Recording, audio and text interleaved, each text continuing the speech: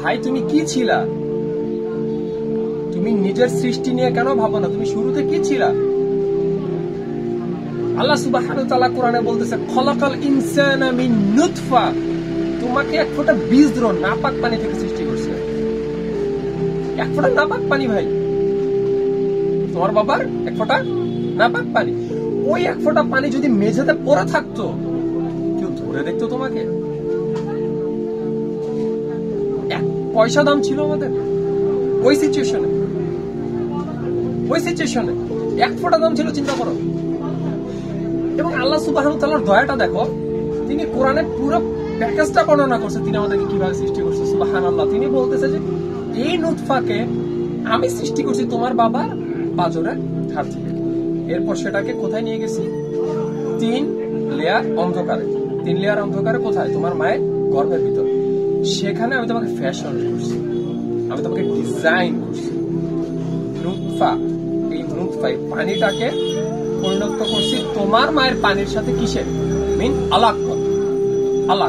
আলাক শব্দের অর্থ কি? রক্তপিণ্ড। রক্তপিণ্ডকে আল্লাহ সুবহানাহু ওয়া তাআলা কি করছে? মাংসপিণ্ডের উপর আল্লাহ সুবহানাহু ওয়া তাআলা কি দিছে? হাড় সমূহ। অস্থিপিণ্ডের উপর আবার কি দিছে? মাংসপিণ্ড। 9 মাস ভাই, 9টা মাস পানির মধ্যে ছিল তুমি, পানির মধ্যে ছিলা ডুবন্ত অবস্থায়। আর তোমাকে যদি এখন আমি পানিতে 1 মিনিট চুবাই রাখি, পৃথিবীর এমন কোন মায়ের পুত নাই বেঁচে থাকবে। পানির মধ্যে আল্লাহ সুবহানাহু ওয়া তাআলা তোমাকে রাখছে। শুধু রাখে নাই, শুধু ডিজাইন করে নাই, শুধু ফ্যাশন করে নাই, তিনি তোমাকে 9 মাস 10 মাস সেই পানির মধ্যে, সেই অন্ধকারের মধ্যে খাওয়াইছে, প্রস্রাব করে। পৃথিবীর কোন ছেলে যদি দেখে একটা মহিলা কিভাবে একটা সন্তানের জন্ম দেয়, সে মাথায় হাত দিয়ে বসে পড়বে। এত কমপ্লিকেটেড একটা জিনিস, ওয়াল্লাহি এটা এত কমপ্লিকেটেড একটা জিনিস। যখন তুমি এক ফোঁটা বীজর ছিলা, মিন নুতফা, যখন তুমি এক ফোঁটা বীজর ছিলা, যখন তুমি আলাক ছিলা তোমার মায়ের পেটে, যখন তুমি 9 মাস ছিলা, 9.5 মাস ছিলা, 10 মাস ছিলা, তোমার টাকা পয়সা তখন কই ছিল? তোমার সুজুকি বাইক তখন কই ছিল? কোথায় ছিল তোমার সুন্দরী ওয়াইফ?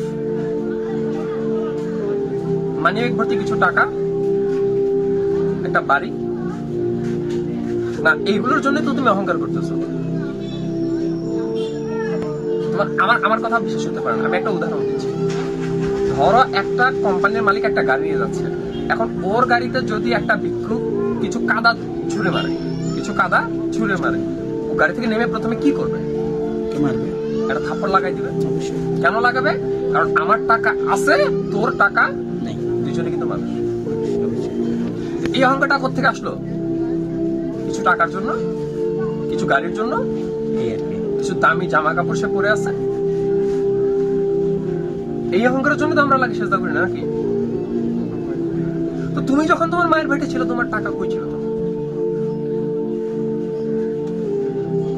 তুমি যখন এক ফোঁটা বীজর ছিল, একটা ফোঁটা নাবাক পানি ভাই।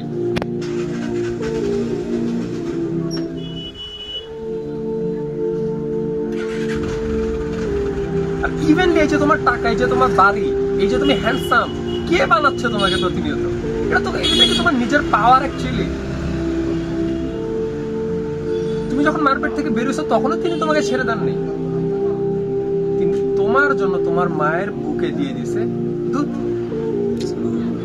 যেটা গরমকালে হয় ঠান্ডা, শীতকালে তোমার জন্য হয় উষ্ণ, যাতে তোমার কষ্ট না হয়। পৃথিবীর কোন বিজ্ঞানীরা আজ পর্যন্ত এটা বলতে পারে নাই যে আমরা একটা ফর্মুলা তৈরি করেছি যেটা মায়ের বুকের দুধের সমান তো দূর, বরং অর্ধেক হয় না। এত নিউট্রিশন, এত পুষ্টিগুণ দিয়ে আল্লাহ সুবহানাহু ওয়া তাআলা রাখছে তোমার মায়ের বুকে। তোমার মায়ের শুকনো বুকে দুধের ব্যবস্থা কে করলো? এটা কি তোমার পাওয়ার?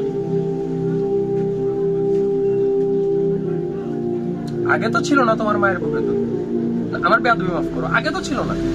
তুমি যখন দুনিয়াতে আসলা, এর মাসখানেক আগে তোমার মায়ের বুকে দুধের ব্যবস্থা হয়ে গেল। আবার যখন তোমার খাওয়া শেষ 1.5 বছর 1 বছর, সেটা আবার শুকিয়ে গেল।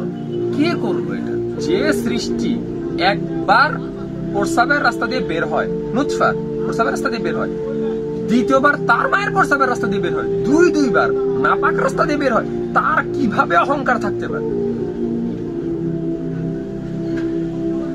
যে মানুষ দুইবার প্রস্রাবের রাস্তা দিয়ে বের হয়েছে ভাই, ইভেন আমরা সবাই, তার কিভাবে অহংকার থাকতে পারে?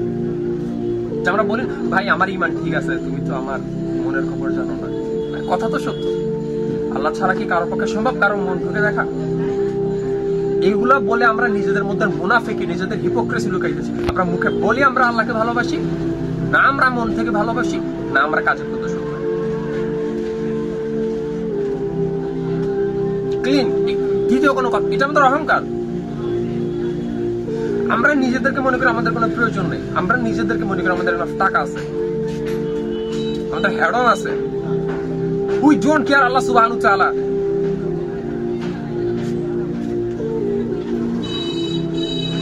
কারণ আমরা আল্লাহকে আমাদের মতো মনে করি ভাই। পবিত্র হাদিসে আল্লাহ সুবহানাহু ওয়া তাআলা তার মেসেঞ্জারকে বলতেছে, যদি পৃথিবীর সমস্ত জিন আর সমস্ত মানুষ যে আছে, যে মারা গেছে, যে ভবিষ্যতে আসবে এবং মারা যাবে, এবং সমস্ত জিন তোমরা একসাথে আমার সেজদা করো, আমার সম্মান এক ফোঁটা বাড়বে না। আর যদি তোমরা সবাই একসাথে আমার অবদ্ধতা করো, আমার সম্মান এক ফোঁটা কমবে না। I am the king, the king of the king, Al Malik. Clean কথা হচ্ছে, একটা কাফিরও বিশ্বাস করে, একটা নাস্তিকও বিশ্বাস করে, ফিরতে তোমাকে হবে, ফিরতে তোমাকে। আমরা শুধু আয়াত অর্ধেক পড়ছি, কুল্লু নাফসি যায়কাতুল মউত, প্রত্যেক প্রাণীকেই মৃত্যুবরণ করতে হবে। পরের অংশ আমরা পড়ি নাই, সুম্মা ইলাইনা তুরজাউন, তোমাকে অবশ্যই ফিরতে হবে। এখানে আল্লাহ কি বলছে? সুম্মা, অবশ্যই ফিরতে হবে। কার কাছে? আমার কাছে, তোমার রবের কাছে। এখন তুমি মুমিন হয়ে মারা যাওয়া, মুনাফিক হয়ে, কাফির হয়ে, আল্লাহ সুবহানাহু ওয়া তাআলা ডোন্ট কেয়ার, কিন্তু ফিরতে তোমাকে হবে। উনি ব্যতীত তোমার কোনো ডেস্টিনেশন, লাস্ট গন্তব্য নাই।